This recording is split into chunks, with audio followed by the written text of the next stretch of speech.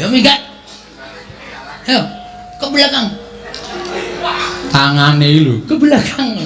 Iya, ngaten iki.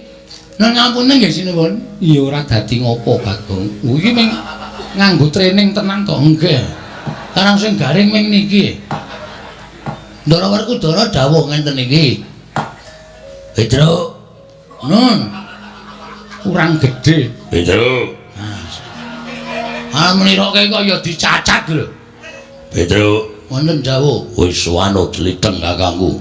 Nggih. Kondo nek Gatotkaca lara. Gatotkaca ora madal saling usada. Kresna kakangku tekan Jodipati kok nambani Gatot. Yen ora iso nambani, aja ngaku dadi sing Bathara Wisnu. Aja ngaku yen to Kresna iku janggane Pandhawa. Aja ngaku suwing para kadang Pandhawa. Aku ora sudi ngaku Kresna kakangku iku kadang tuwa. Padha wae ya, Wer. Padha. Asem. Nek ana kata-kata sing beda ora ana wis ngono kuwi aku mau ngono kuwi. Gosek. Iki aku nek suwe-suwe mangkel ajar kabeh. Sing apik. Sing bener piye? Ha, saiki sing bener piye kok?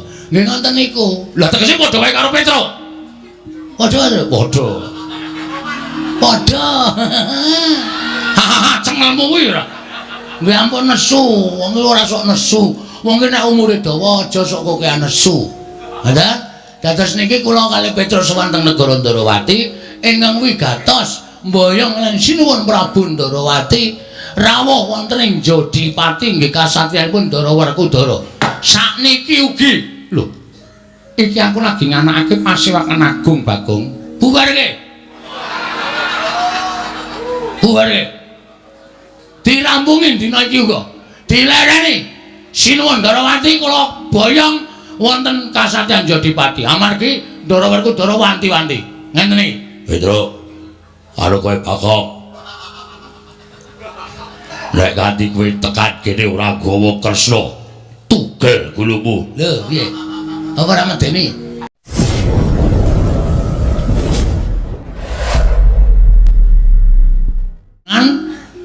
Kula ngerti tugel gulune. Aku tak takon karo kowe. Nggih. Gatotkaca iki lara tenan. Saestu. Diinfus kok. Lho.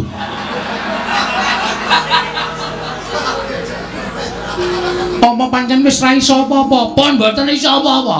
Nek dipangku Kang Ramane mung kedap-kedhip. Kula ya matur Ndara geran apa niku mboten wangsulan. Memelas pokoke asli mesake. Ndara Werkudara nggih nek mangku mung karo mbrebes mili metu luwe. Mesake nek sampean mboten tindak mriko niku mengke nek Ndara Gatotkaca cilik nganti kebangetan le sakit, gedhe nganti enten napa-napa, sapa sing kelangan? Nggih to? Lah iya, lah nggih. Aku tak takon karo kowe. Kowe neng kono pirang dina? Waduh, wis sak untara. Lho, ora bali. Mboten, karang nang omah ya ora ana sing diliwet. Tulung teng mriko mau nak mangan barang nunut. Lah iya, lah kok sik apa Gatotkaca tau tate lunga saka pringgondane? Wong lara lunga. Kok alon wae. Ha iki ra mutu ae suwe-suwe. Wong lara kok lunga iki piye maksude lho? Nuwun sewu lho, panjenengan ya ratu. Panjenengan ya Nalendra. Panjenengan kok ngendika sapene dhewe ana wong lara kok lunga niku. Akal-akale wong jenggo mlaku sirahe buyir kok. Kon lunga. Merga iki eneng perkara Bagong. Napa? Setija sowan. Ha nggih. Terus Setija matur karo aku. Matur napa? Yen bojone Setija ilang. Lho. Bojo ilang lho. Piye ta iki? Monggo Setija matur karo aku, ilange ana sing ngerti dicolong. Dicolong napa? Dicolong wujude Gatotkaca. Wah, lha iki gawe masalah iki. Truk. Tur. Kowe ngerti ta, Tru? Heeh. Iki nang masalah iki. Masalah apa? Ndara Kresna paring dawuh nek Ndara Setija sowan ning negara Ndarawati iki wadul karo bapakne nek bojone ilang. Ndara bojone Ndara Setija. Heeh. Sapa? Haknyonowati. Haknyonowati. Ilang jarine abdi, nggih ta sinuwun? Iya. Sing nyolong blegere kaya Gatotkaca. Lah iki nang kene iki lha kok dadi kowe sowan ngandhakne Gatotkaca loro ki rak bingung rasaku to. Berarti sampean ndakwa Ndara Gatotkaca niku nyolong Dewi Haknyonowati. Lho, ora ndakwa, ning aku rak ya nelesih to. Mbok menawa aku Setija kuwi mau bener, sapa ngerti Gatotkaca sakwise nyolong Haknyonowati aja nganti didukani dening para Pandhawa. Tumule etok-etok lara. Supaya aja nganti kawistara yen to lagi wae bar tumindak ing ora prayoga, ya kuwi nyidra garwane anakku Setija Boma Narakasura. Dek. Piye nesu ra iki? Rasase. Nek nganti nesu malah dadi perkara iki mungsuhe abot-abot ya, Pak. Nek kowe nesu mungsuhe Ndara Setyaki ya piye wani ya Ndara Setyaki. Ora wani to kowe? Ya nek kepepet wani. Ndara Setyaki lho. Mangriyen lho, sampean ampun ngawur. Ndara Gatotkaca niku wis ana luwih saka 3 sasi luwih 10 dina. Niku sakit tenan. Kula tak nyuwun pirsa, Ndara Setija niku le apa jenenge bojone ilang ya apa? Ya apa? Wancine apa? Setija wonten timbalan. Kapan Haknyonowati murca saka negara Trajutrisna tigang dinten kepengker. 3 dina wingi, Tru. Ndara Gatotkaca lagi parah-parahe kuwi ya. Agar di rongsen. Dirongsen wae. Petro, nun. Sesuk meneh iki nek suwane ndi ra sanggo Bagong. Aku wegah suwe-suwe krungu tembunge wong iki. Anggepe kok kraton dianggepe diangkane napa piye? Omong pating clebung sak penake dhewe. 3 dina ora mungkin. Ndara Gatotkaca lagi parah-parahe. Niku sing gawe masalah putra sampeyan niku. Ming padune sengit karo Ndara Gatotkaca, padune ora seneng karo Ndara Gatotkaca, terus ngarani Ndara Gatotkaca nyolong Dewi Haknyonowati. Bojone Ndara Gatotkaca niku luwih ayu kok. Dewi pergi mati. Anu sapa to? Sapa? Tariem Du. Sapa to? Aku kira garep eksis. Dewi pergi kok. Dewi pergi kok luwih apik luwih ayu kok. Ndara Gatotkaca kok direwangi nyolong bojone liyan. Saru monggo Ndara Gatotkaca menika Nalendra. Niku Prabu Setija sing pancen ora duwe rasa seneng karo Ndara Gatotkaca, gawe masalah karo Ndara Gatotkaca, didakwa nyolong Haknyonowati. Ora mungkin. Wah, iki ngene iki aku sing ora seneng kok. Njur sampe nake dhewe. Kang putra niku kudu ditelisih, kudu ditakoni bener lan orane. Sampeyan aja ngewatoni soal napa. Ngendikane Ndara Setija ning ditliti Trajutrisna. Haknyonowati ilang napa mboten? Ya nek ilang tenan terserah. Nek ora, rameng bribek gawe masalah to sinuwun.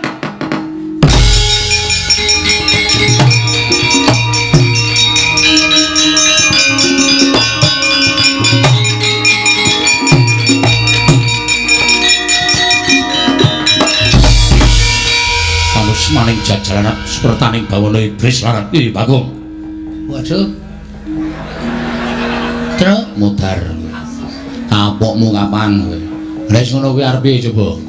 Aku senengane nek omong cangkeme ora tau iso direm kaya wong kendel-kendelo. Saiki nek diadu arep ngono piye? Bagong. Wangsulan Bagong. Nun. Kowe ngerti derajatmu ya apa? Kere. Yai Dewi Haknyonowati ilang, mongko aku entuk pelapuraning para abdi sing nyolong blegere kaya Gatotkaca. Lah kok dadi kowe malah ngarani yen to aku sengit karo Gatotkaca tu mulih aku golek cara supaya bribek ngurupake genening memungsuhan karo kadangku Yai Pringgodani. Ora ngawu gawar ngawur. Cangkem batur kok ndrewili kaya grojogan. Anggep apa? Apa kowe sak derajat karo Setija? Kowe ngelingono, kowe kelingan. Kowe iki mung batur ngilo karo githokmu, ngilo karo kahananmu. Ora sak penakmu dhewe dilangap-langap tapuk mati. Ayo. Piye kok diem? Batune entek. Batune entek. Ayo omong. Mau sore lambene kaya horen kok. Bareng saiki ditantang Ndara Setija kok wedi. Omong, Gong. Ayo Gage. Kowe iki nek omong sapenake dhewe, Bareng saiki kowe diwangsuli karo Setija, kowe meneng wae. Kowe iki wong gerang piye kowe? Nek pancen kowe pawadan sing bener, Setija mung gawe dadaning pasuwayan. Buktekno, aja meneng wae. Iya.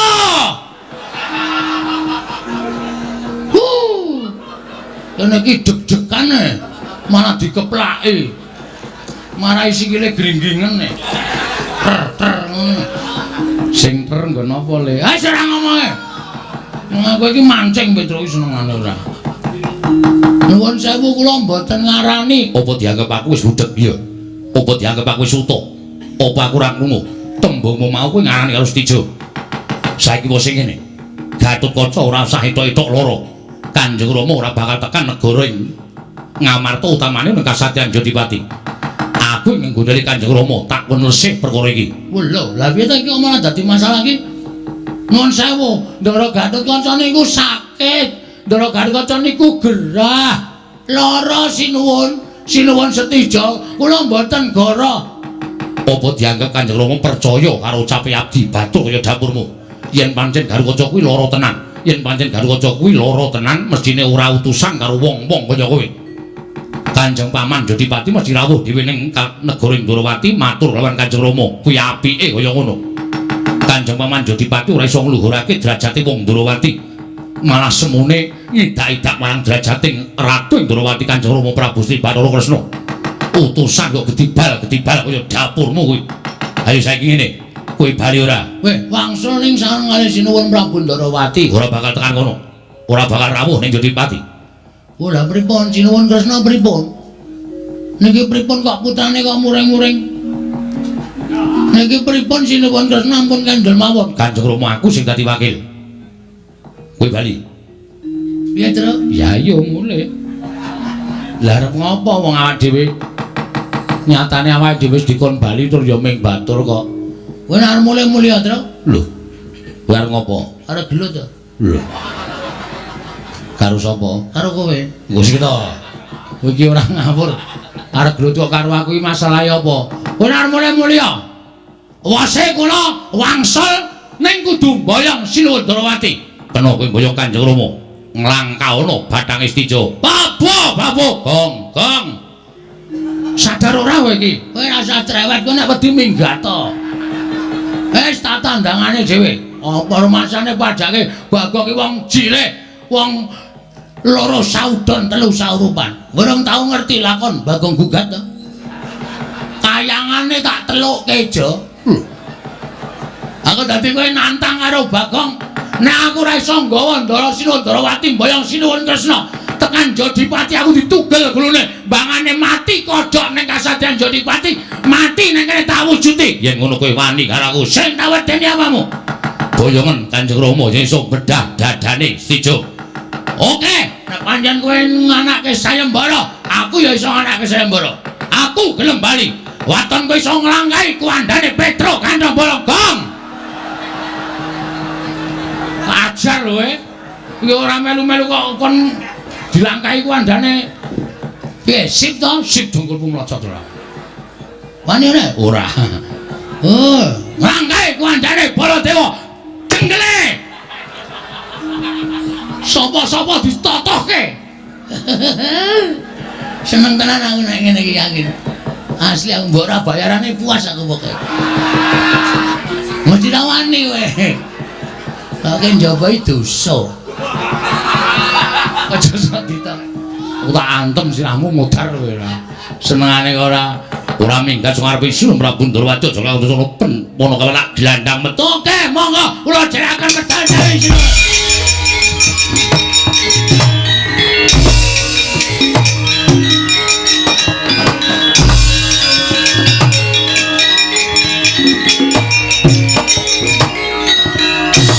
Kedadosan kados mekaten lampanipun kula sampun batin Petro kaliyan Bagong sowan menika estu-estu dipun utus dening pun Werkudara. Lah iya nanging puguh Setija ndakpo yen to Gatotkaca ing ngidra kelawan Hanyalawati. Yayi perkara iki aja nganti gawe geger. Pirang bebarang saru diluluh ing atase Wadyabala Trajutresna mengko nganti peperangan kelawan Petruk apa dene Bagong. Yen to nganti Stija kalah, Siadi uga bakal kelangan. Mergo kuwi atmajamu. Nanging semono uga yen nganti Petruk kelawan Bagong iki mengko keseser ing ayuda, tegese cilik loro gedene tatu. Inggih. Siadi uga bakal nampa nanging kadang-kadang para Pandhawa kasinggihan mekaten Setyaki wonten timbalan. Mara ndak utus aja nganti dadi daretah ingkang gedhe. Atmajamu Stija Bama Narakasura pringgakna ingkang luwih becik ya Dimas. Iki ngestaken dawuh. Apa dene Petruk lawan Bagong endakna kamurkane luwih-luwih Bagong merga Bagong kuwi atine brangasan. Nggih ngestaken dawuh. Kakang Pati Udawa. Kakang Pati Udawa. Kakang Pati Udawa.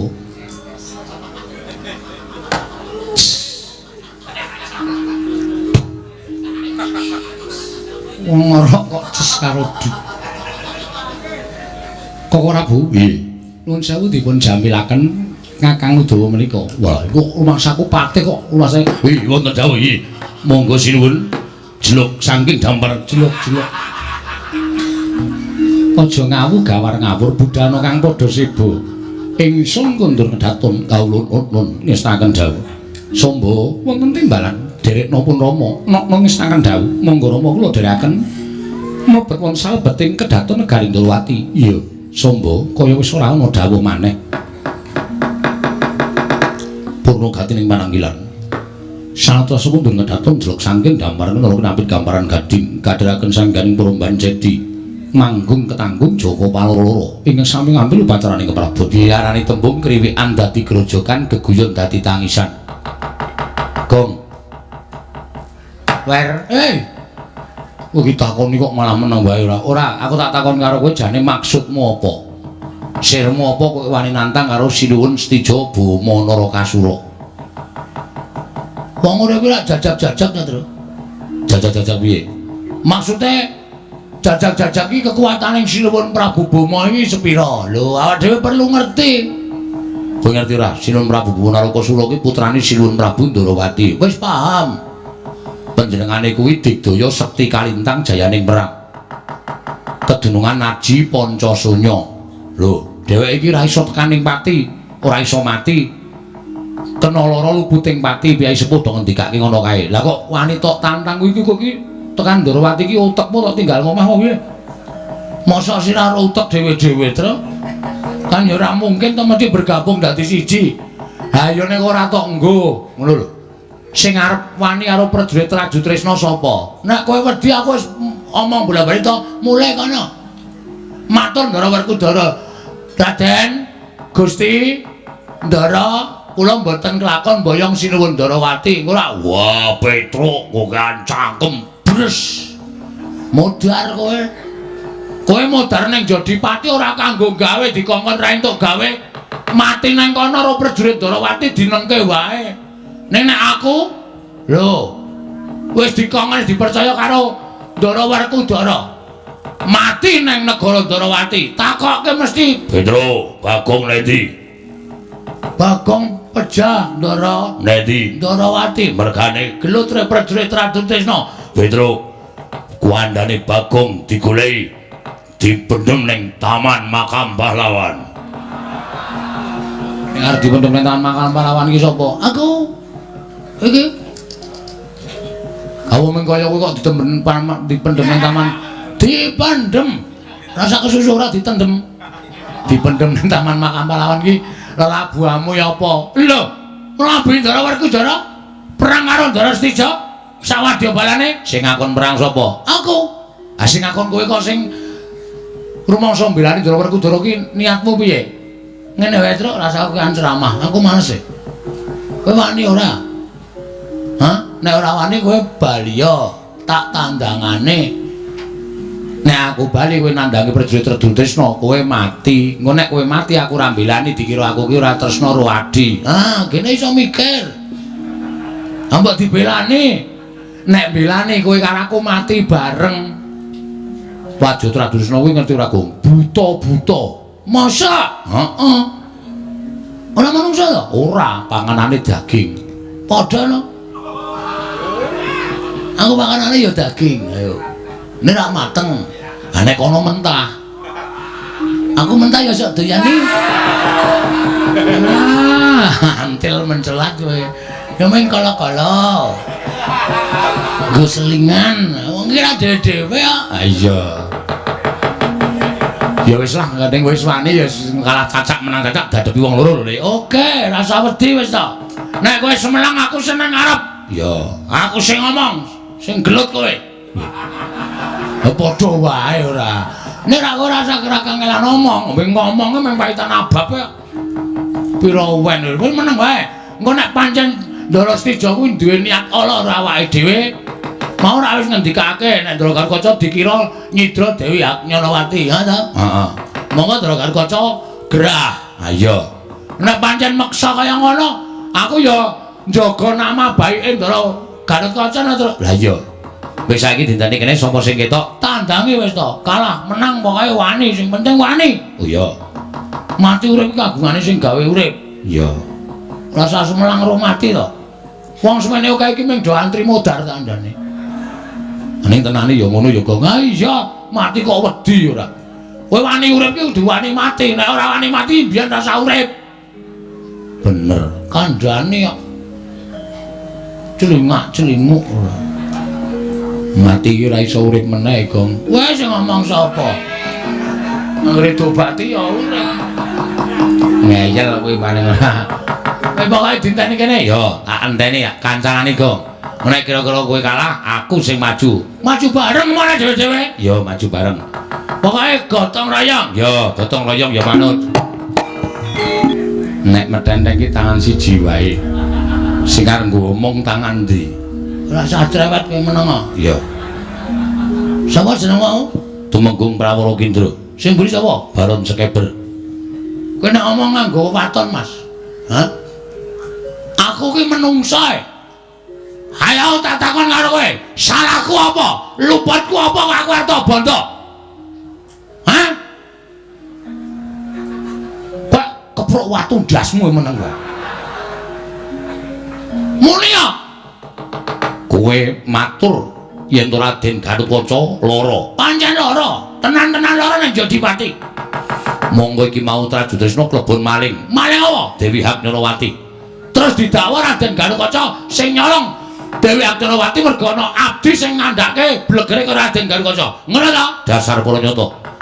Mula aku kon ngrangket kowe bakal ditakoni supaya kowe jujur. Gatotkaca kuwi lara apa ora? Kowe lah menungsa ra tatanane. Kowe nek tak kandhake bapakne Gatotkaca sing jeneng Raden Werkudara diremuk kowe. Anake lara kok ora dipercaya. Wose aku nindakake dawuh kudu mbondo karo kowe, ngrincung karo kowe. Nek ngono kowe arep meksa karo aku? Yo. Carane sampe mang jagal sik, Mas. Aku menungsa kedunungan rasa kok arep dibondo tanpa salah, tanpa kleru. Kowe iso ngalahke aku? Sasat iso njero langit. Lho, wani karo aku. Lho, wani karo aku. Sing tak wedeni awakmu. Siap lho, Tru? Lho, kowe iki ngopo? Kowe iki ngopo ya? Aku mung nantangke kok. Wani lho rasa wedi. Oke, rasa semelang wis kebacut kaya ngene kok. Wani karo aku sing tak wedeni awakmu. Lena panggak tebak danamune marganing patimu. Tinjung akhirat nyawamu. Ora-ora ki, Nduk. Baron Sekeber. Piye? Kowe ngerti aku asline sapa? Aku ki Bagong. Bagong ki sapa? Bagong ki anake Semar. Wis ngerti Semar? Urung. Waduh, cilaka iki. Biar medeni piye ora ngerti Semar itu. Ayo ora usah diwedeni terus bres-bres ngono wae. Oke, maju. Dibantanganku ora nglinding dasku. Dasmu. Tak gurone kowe. Pecah siramu. Kene margane matimu, Pak.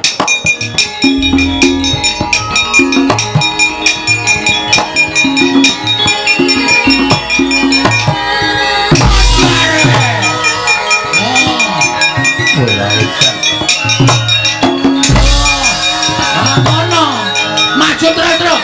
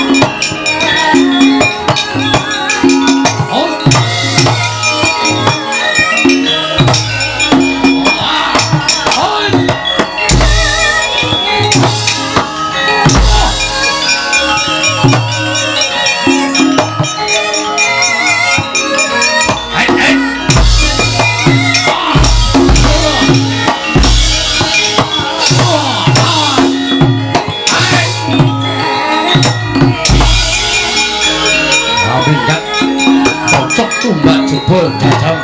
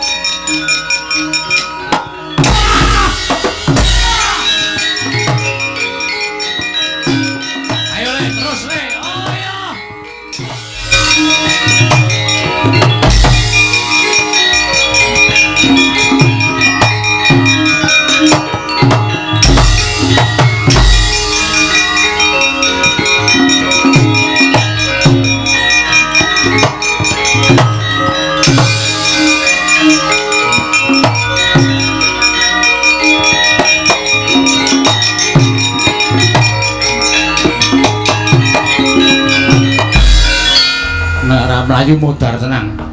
Butane gedene ra jamak-jamak. Monggo wis ngamuk tenan Petruk ora minggat. Wah, poteng-poteng awakmu. Wah, sir-siran aku. Ha iya. Mulih wae le ya. Ning Jodipati ya, ning Jodipati. Matur Ndara Werkudara apa perlune to nek ora ngono, ndak ora rampung-rampung.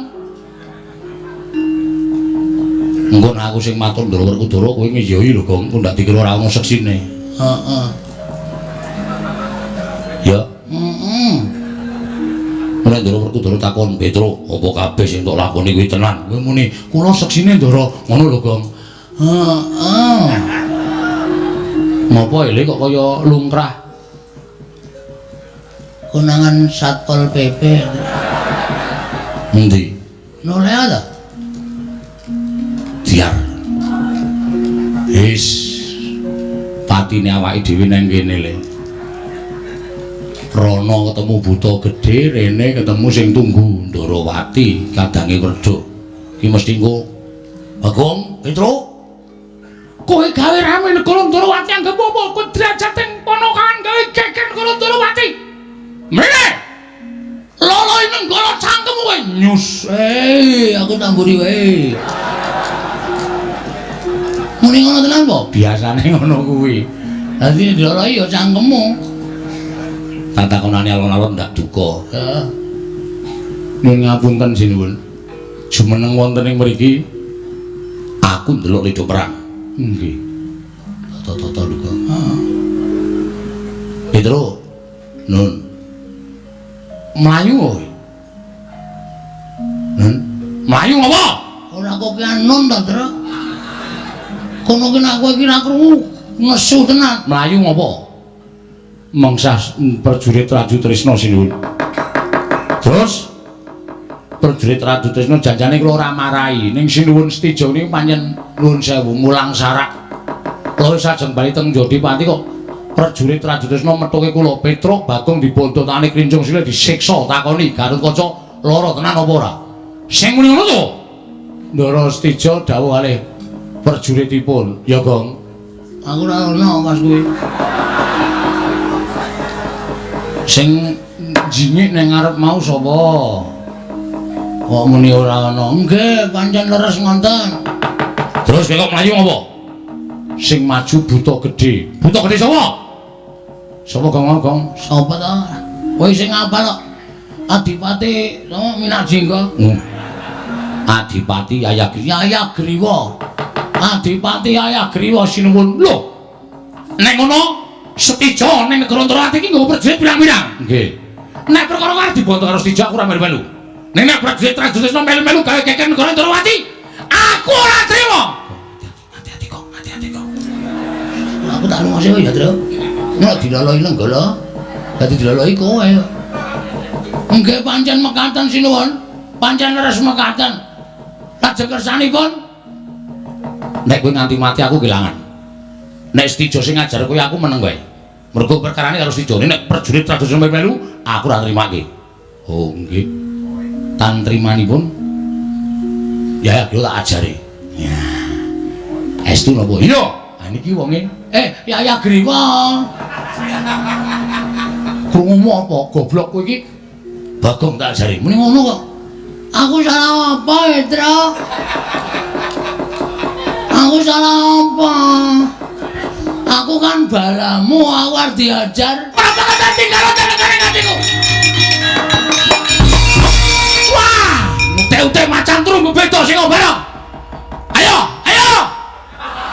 Rumasane ora? Sapa iki? Iki bandel apa? Iki ngopo kowe? Ngewangi. Ngewangi nesune sinuwun Prabu Mandura gilane tenane. Golek wedang putih. Nah. Golek wedang putih. Oh nggih. Aku nek ora dombeni ngene iki nek aku surak rampung. Mangga. Ora ngapusi lho. Ora ngapusi kowe. Botole kok ledek iki tok golek ngendi? Niki mang mergo kebarut-barut kok. Karepe dhewe.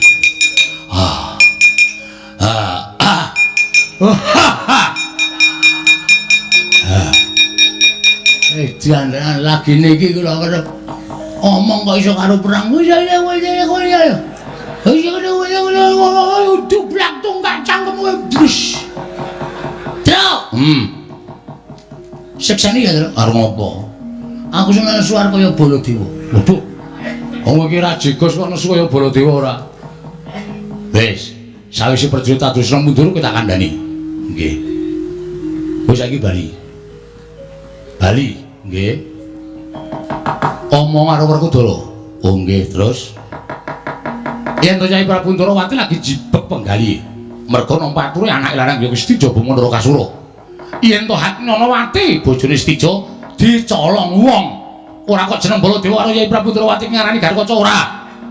Ning iki dadi penggaliane Nyai Prabu Ndrawati ngene kumpul nyandul Hatnyanawati. Oh nggih. Mengko yen to Hatnyanawati ketemu Nyai Prabu Ndrawati tak derekake sowan ana ing Jodipati. Oh nggih, matur nuwun. Pun ngoten mawon nggih sinuwun. Yo, aja gawe geger. Mboten. Yen mawon nggih sinuwun. Yo sing ati-ati, aja kaya bocah cilik. Nggih. Dadi kena niku lan bali teng Jodipati. Yo. Matur Ndara Werkudara. Yo, pancen ngono. Nek Sinuwun Ndarawati sekathah penggalian. Yo. Wis bali yo. Nggih. Yo Tra yo. Yo.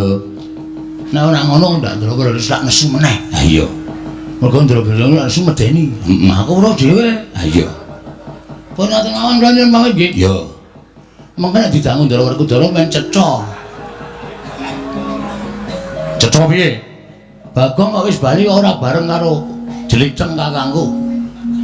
Mergo Sinuwun Ndarawati kathah penggalian. Lah iya. Mergo bojone Stija dicolong wong.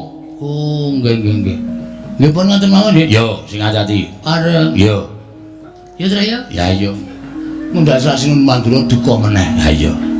Mergo nek nganti nesu meneh medeni aku ora dhewe, Tru. Ha iya. Pareng nggih Sinuwun? Yo sing ati-ati. Engko ndak Ndara Werkudara nakoke. Pun ngoten mawon nggih pareng. Yo sing ati-ati. Nyuwun berkah pangestu. Sing ati-ati tak pangestune muga slamet ning dalan. Nggih. Dadi wis slamet ning dalan. Kudu paham kowe. Iya. Ngoten nggih sing mangke nggih. Yo sing ati-ati. Oh nggih. Mungkin nek nganti Ndara Werkudara niku takon, nek ora iso wangsulan iso didukani ra ngono ta kuwi? Lah iya. Lah nggih. Pun ngoten mawon yen mangke nggih. Yo sing ati-ati nggih. Ya Tra yo. Lah yo ayo. Kuwi mung ngomong wae ora. Nek nganti Ndara Werkudara iki takon werna-werna malah ora iso wangsulan malah ngrekoso ya ta? Mula nganti iki Bandul Patrajaya iki nesu. Bandul Patrajaya iki mau lho nonton anjir nganti iki Bandul Patrajaya. Iki Bandul Kalung. Bandul Kalung ora. Panu Sinuwun? Yo sing ati-ati. Nggih, medani iki nang medani kok nggih. Ya penake metu ndi? Meneh itu ndi, Tru? Manut. Metu kono. Ya sakarmu, aku manut. Penake metu ndi? Sakarmu. Nek kira-kira ada pundi? Padha wae. Nggih, ampun ngono wong takon kok. Lah iya. Pun nggih? Iya. Petra yo. Ayo. Ya. Kowe iki nyuwani-nyuwani.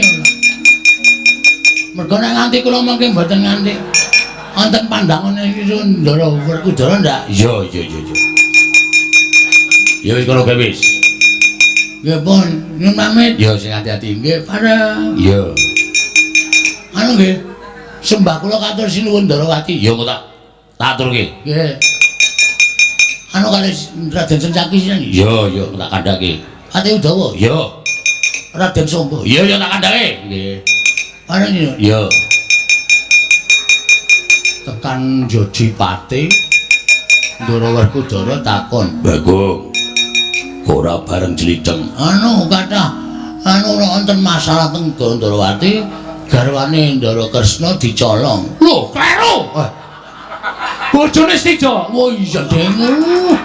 Bojone pareng. Iya. Anu bojone Ndara Stija dicolong. Wah, colong sapa? Dicolong Ndara Baladewa. Piye to? Aku ora ngelong sapa-sapa. Walah, nggih ngapunten salah omong.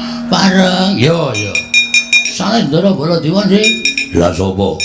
Kula dhewe mboten ngerti kan iki masalah. Wah, wis diadani ora. Ngoten niku pripun? Ya wis apik. Nggih. Bareng. Yo. Lho kok jedul kene to iki? Ora aneh-aneh to? Nggih, nyuwun pamit. Yo. Ngiling-ngilingi aku barang apa? Apa iku? Tak iling-ilingi sae ora kandel. Wis benaran nyangoni, tipis cah tipis. Pait ratu gleleng gampang lesuning tipis. Ora kandel sae. Ya wis ben ora apa-apa. Kresna, wong maring dawuh. Mrene kok Kresna. Inggih, staken dawuh Prabu.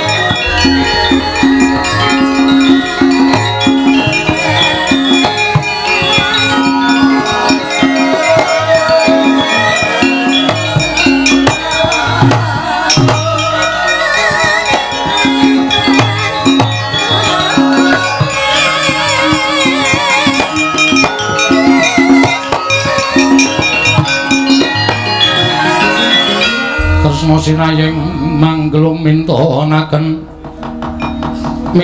dewe kramanira kang kumitran ing asta kaneng asta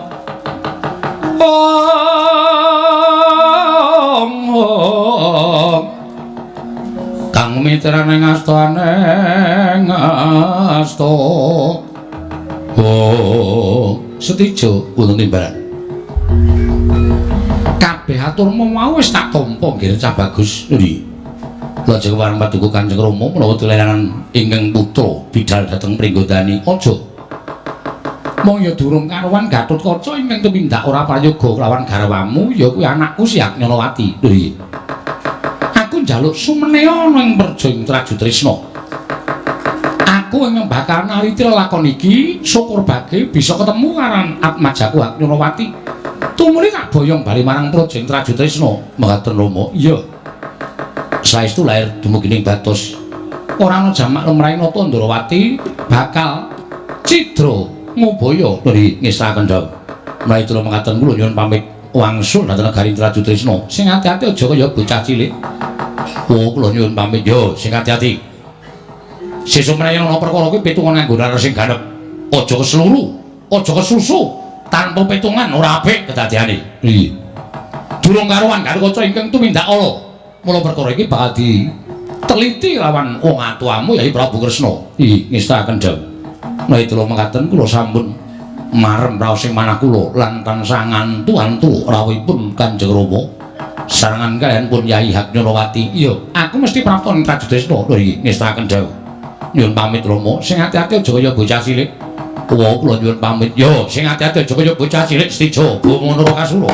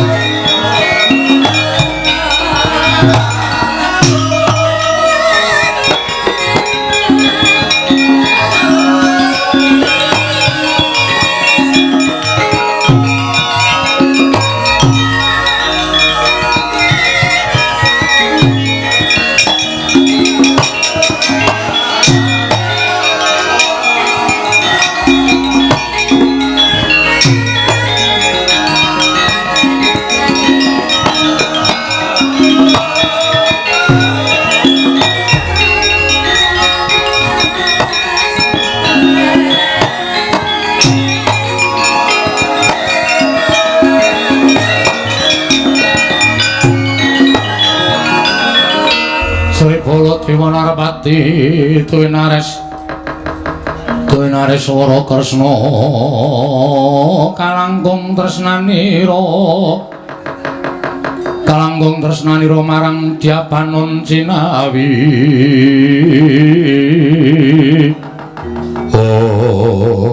Koko Prabu nggih menawi negari Ndrawati kula tilar samangke wonten raos Subriya manahipun anak kula pun Stijo. Yo, banjur kinarya mbuktekaken menapa Gatotkaca menika nandhang raga menapa mboten? Menawi kula nyuwun tulung maduka Kanjeng Koko Prabu menapa Koko Prabu sagah? Yai. Yen pancen kuwi kinarya pepadhang kahanan Trajutrisna pun Kakang ora bakal selak. Mekaten Koko Prabu yo. Pun Kakang mbok dawuhi apa? Gandeng Petrul kaliyan Bagong sampun wangsul. Yo. Koko Prabu ratri nututi lampahipun Panakawan. Lho. Wigatine mbuktekaken menapa Gatotkaca menika saestu nandhang lara menapa mboten? Oh ngono, inggih. Yen Gatotkaca ora nandhang lara, tegesipun menika wonten sambung rapetipun kaliyan icalipun anak kula Punaknyanawati. Yen Gatotkaca lara, tegesipun menapa dipun aturaken emban utawi abdi Trajutrisna menika namung damel-damel namung badhe benthik-benthikaken Trajutrisna kaliyan Pringgondani. Ngono Kresna. Inggih. Yo. Yen to pancen kaya mengkono pun Kakang njaluk pamit. Tak tututane lakune Petruk karo Bagong supaya iso bareng ngene sowan ana ing Jodipati. Tilik karo adhiku lanang Werkudara. Koko Prabu sembah kula ingkang ngguring Jengkar Paduka. Yo, Yai Prabu Ndrawati.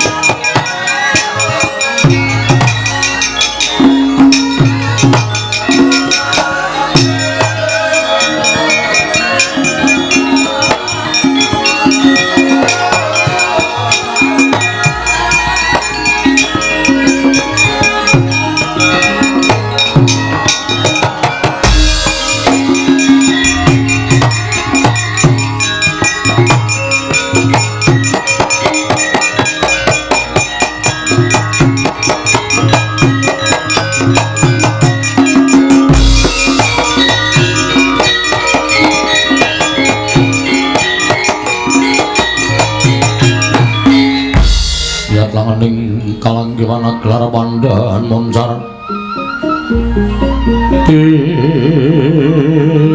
non ler kekonang sureng sara tetan badhang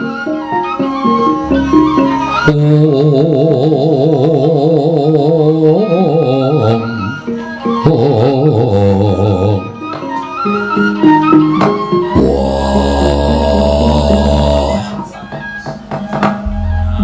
Buli kakangku rawuh ning Jodipati aku ngaturake basaku katuro. Yo Werkudara ndak tampa. Ora liwat pangestune pun Kakang Tampanono. Ndak gegem dadekake jimat. Sinuwun mandura bekti kula nggih Den. Yo Kakang Semar ndak tampa. Ndara bekti kula nggih Den. Yo Nalagari ndak tampa. Bekti kula sinuwun. Petruk Kantong bolong ndak tampa. Bekti kula sinuwun. Ya Bagong ndak tampa. Pangestuku Tampanono. Nggih, sangat anggen kawula dadosaken jimat paripe. Ana wigati apa? Dene Petruk tak kongkon sowan ning negara Indrawati ngawigati mboyong kelawan Kresna kakangku. Nanging sing rawuh marang Baladewa. Wah, yen pancen ana bab ing bakal mbok ngendikake kelawan adimu Jodipati. Moro kage paringa dawuh. Werkudara. Boleh kakangku piye? Pancen kepara nyata yen to Petruk lawan Bagong wis prapta ning Praja Indrawati. Lan wis matur ngesani Kyai Prabu Kresna, apa to wigatine Petruk sowan lawan Bagong dinutuh dening kadangku Kyai Werkudara. Pancen bener mangkono. Moro kage sawangen. Anakku Gatot pirang-pirang sasi nandhang loro. Monggo madal saling usada. Ora ana sing bisa nambani karo anakku lanang. Mula aku njaluk turung karo Mbah Kresna kakangku ing wigati supaya bisa maluyakake marang lelarane si Gatot. Malah Baladewa sing rawuh ana ing kasatyan Jodipati. Yai, satemene ana bab ing bakal tak aturake marang sira Yai. Nanging yen to Siadi wis nampa kelawan aturing pun Kakang, ndak suwun sing sabar penggali jalaran. Apa ingin tak kandhakake iki mau durung karuwan kasunyatane. Tegese piye? Mung merga kandhek ana ing pekabaran lan durung bisa dibuktekake bener lan orane. Bab sing kepiye? Werkudara. Anake Kyai Prabu Kresna ora sowan marang kasatyan Jodipati. Sayekti nalika semono nampa pradule anake lanang, ya kuwi anakku ing Traju Trisna, Setija Bama Narakasura. Setija ya kene. Matur apa karo Kresna kakangku? Yai, sumurupa. Kyai Prabu Ndrawati ora keduga sowan marang kasatyan Jodipati sabab dina samengko nampa pradule anake lanang. Yen to garwa ing Traju Trisna, ya kuwi garwaning anakku Setija Bama Narakasura. Prameswari Traju Trisna ya kuwi Dewi Haknyanawati ilang dicolong dening Duratmangka. Mangka ngerti ya. Atur ing Setija ditampa dening Kyai Prabu Kresna jarene miturut pradule ngabdi dalem Traju Trisna sing nyidra sarta sing nyolong Haknyanawati mau blegere tanpa beda kaya anakmu lanang Gatotkaca. Mula Kyai Prabu Kresna ora tumrisa kan marang Jodipati, sayekti mung kepengin nanjihke kahanan iki. Apa Gatotkaca lara tenan? Apa mungkin Arya Samudana nggone nutupi marang ngalane anakmu ing Pringgondani? Werkudara.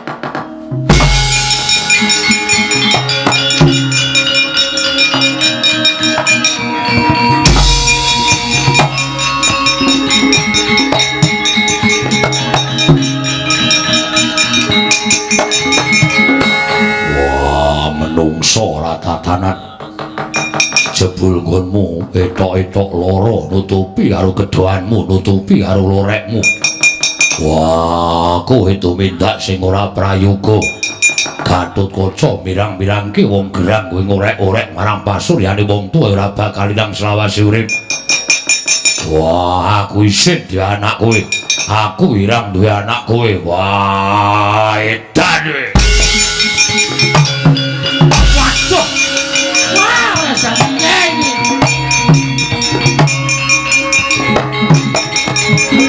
Niki nek nganti ana napa-napa sing tanggung jawab sampean lho. Ndara Werkudara ngajar anake lanang kaya ngono. Lagi lara duncalke, sirahe dicandak dikeproke teng jlambrah nganti maklothak suarane terus ditendhahi kaya ngoten nika. Pak kae piye Pak? Petruk ndaramu kae elingno, Bagong aja meneng wae. Ayo ayo.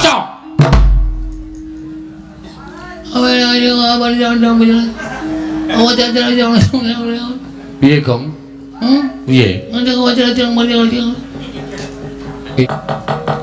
Kowe tak rante ana ing wit gendayaan. Gatot.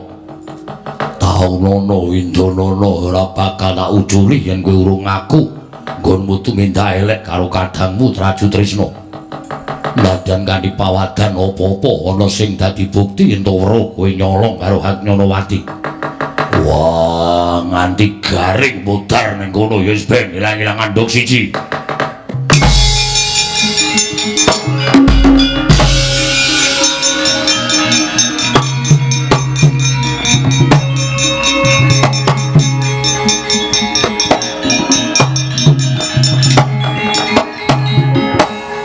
Itu lho. Dadi lakemku kaya ngene mono kawan. Sabar kita. Mbak Duculi rantene gede banget iku. Gemboke ya gede banget. Lha ora kudune tuku gembok ning toko besi ngendi ya, Tra? Aku ora ngerti ya, ku iso gedene semono jan. Ndara karo kanca iki nek nesu awake dadi wesi kabeh semelang nek disendal pedhot. Terus melayu gemboke gede banget. Diranti. Heeh, gemboke gede tenan ya, Tra. Heeh. Omong wae ora. Antil modar ora. Pripun Ndara? Tru. Yen pancen aku ora luput, mestine aku ora bakal trima kahananku kaya ngene. Nggih, nek terus nek mboten trima sampean ajeng napa? Sampean ajeng pripun wong sampean diawasi karo Kang Rama. Nek cara kula mbudidaya, Den, manekung. Pripun carane supaya sampean iso mbuktekake nek sampean iku mboten luput, Ndara?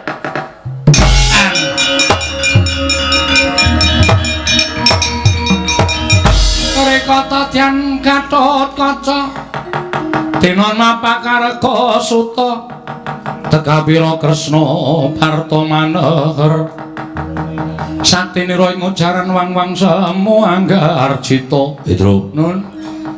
Cetha iki menungsane. Wah, lah sampean lah kok titis to, Ndara? Wah, lah blegere padha karo sampean. Rasa dadagokan bebangal. Cetha kowe ingkang nyidra Kakang Mbok Hagnyanawati. Ora mbok balekake.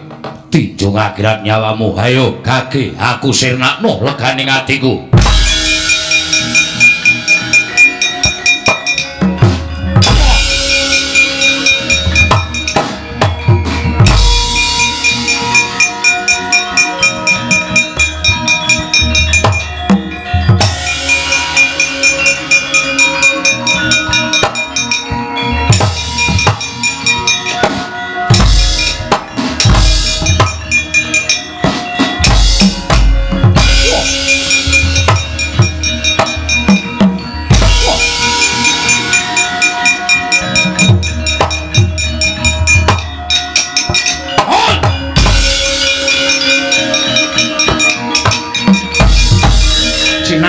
Mestakane dening Sang Gatotkaca nengging kang Sang Membawarna pinancak pundhake den untir gulune tugetel ical wujudipun Raden Gatotkaca saweneh ana wujuding yaksa.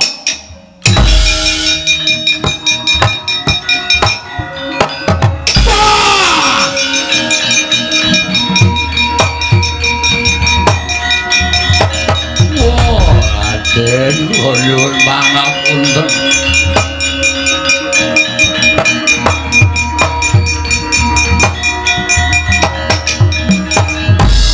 Gunjang kancing langit kelap-lapaton. Lir kincang ing risang mawe gandrung. Tru. Nun. Ical wujude Gatotkaca sing madha karo aku. Ana wujuding buta, pecah sirahe mawon. Gunane apa niku wis mirang-mirang karo sampean? Gusti tak takonane Petro nggih. Wah. Babine sapa itu? Babi-babi dengkulmu ora. Utuk-utuk senengane omongane sarwoting pecotot kowe iki. Buta ngono kok. Buta Traju Trisna. Wis sore mau. Wis sore mau buta ki men Traju Trisna tok apa piye? Ora ngerti. Orang-orang nonton wayang. Orang-orang nonton wayang dengkulmu. Takoni lho. Kowe nyidra Kakang Mbok Hagnyanawati.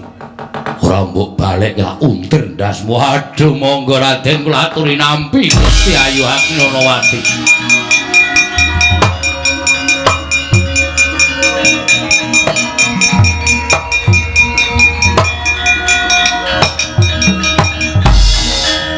Kakang Mbok sewu kalapatanipun ingkang Rayi Tadhawadana. Nyai Prabu pringgondani ora dadi apa aku ngaturake panuwun dene minembos mbok luwari saka panandang cinidra dening wewujudan ingkang gawa kelawan aku. Idro nun Kakang Mbok Nurwati diderekke ngadhep Kanjeng Prabu Mandura. Oh nggih, Kula mawon. Usus. Namun jeneng kon ngeterke kok seneng ora jamak-jamak. Montore Petruk sok mlepek. Kula mawon. Ya sakarepmu Bagong ya kena. Monggo. Kakang Mbok dhuwur mlocot. Kowe kok ngawisa Kakang Mbok ki anu, Ndara Hatnyanawati monggo kula dherekaken. Iya Bagong. Ngadhep Sinuwun Prabu Baladewa supados samangke dipun dherekaken wonten anu Ndarawati. Iya Bagong. Aku ngaturke panuwun Nyai Prabu. Dawa sami-sami Kakang boten dados menapa.